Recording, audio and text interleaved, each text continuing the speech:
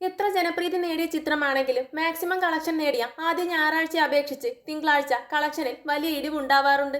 Monday test എന്നാണ് പുതിയ റിലീസുകൾ നേരിടുന്ന ഈ പരീക്ഷണത്തെ വിശേഷിപ്പിക്കുന്നത്. അടുത്ത വാരാന്ത്യം വരെയുള്ള മറ്റ് പ്രവൃത്തി ദിനങ്ങളിൽ ചിത്രം എത്തരത്തിൽ കളക്ട് ചെയ്യുമെന്ന സൂചന കൂടിയാണ് തിങ്കൾ കളക്ഷൻ. ഇപ്പോഴിത് ആ മൺഡേ ടെസ്റ്റ് നിഷ്പ്രയാസം പാസ്സായിരിക്കുകയാണ് പുതിയ മലയാള ചിത്രം വാഴ 2. റിലീസ് ചെയ്തതിനു ശേഷം കേരളത്തിൽ നിന്ന് നേടിയ ഏറ്റവും മികച്ച രണ്ടാമത്തെ കളക്ഷനാണ് വാഴ 2 തിങ്കളാഴ്ച നേടിയത്. 7,40,00,000 തിങ്കളാഴ്ചത്തെ നേട്ടം.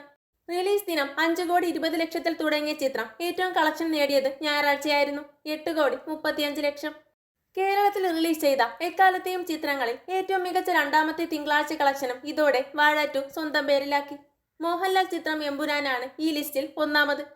10,52,00,000 എമ്പുരാന്റെ first Monday Kerala box office. ലിസ്റ്റിൽ മൂന്നാം സ്ഥാനത്തുള്ളത് ലിയോയാണ്.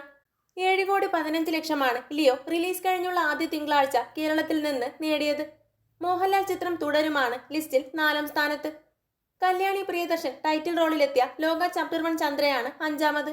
തുടരും 6,85,00,000 ലോക 5,25,00,000 കേരളത്തിൽ നിന്ന് റിലീസിന് ശേഷമുള്ള ആദ്യ തിങ്കളാഴ്ച നേടിയത്.